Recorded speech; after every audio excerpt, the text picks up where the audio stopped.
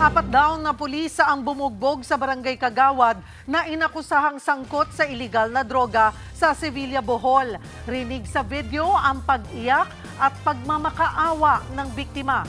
Pasintabi po, sensitibo ang inyong mapapanood sa frontline report na ito. Kinaladkad ng naka-shorts.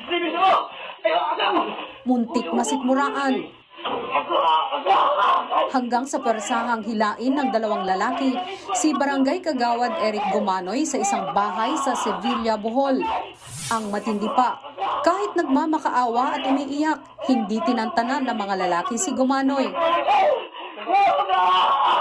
Hindi na nakita sa CCTV ang mga sumunod na eksena, pero rinig ang patuloy na pag-ungol at pag-iyak ng Kagawad.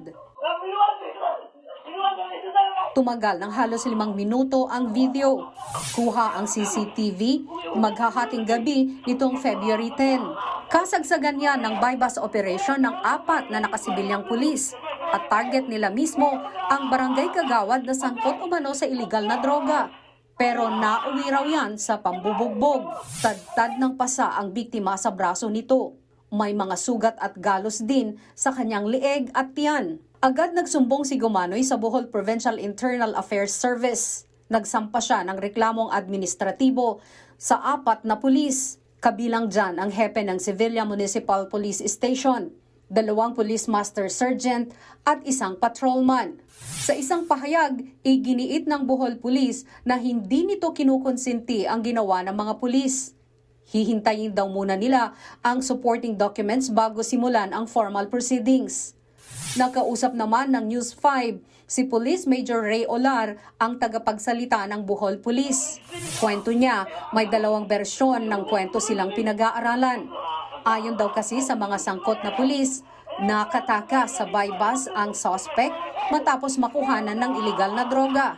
Pero itinanggi nilang may nangyaring pambubugbog. Nakatakas ng MMA, yan yung sabi nila. So, ito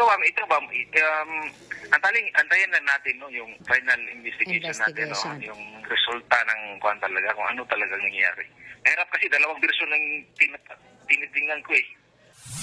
Ang bersyon na yan, taliwas naman sa kwento ng biktima. Base sa medical legal nito na inilabas noong February 13, bukod sa mga pasa at sugat, meron ding paso ang biktima sa kanan nitong binti. Gumawa na ng task force ang pulisya para imbestigahan ang kaso. Pangamba naman ng biktima, balikan siya ng 4 na pulis lalo't naka-duty pa rin sila hanggang ngayon. Nagbabalita mula sa Frontline, Margie Bentulan, News 5. Mga kapatid, Cheryl Cosing po.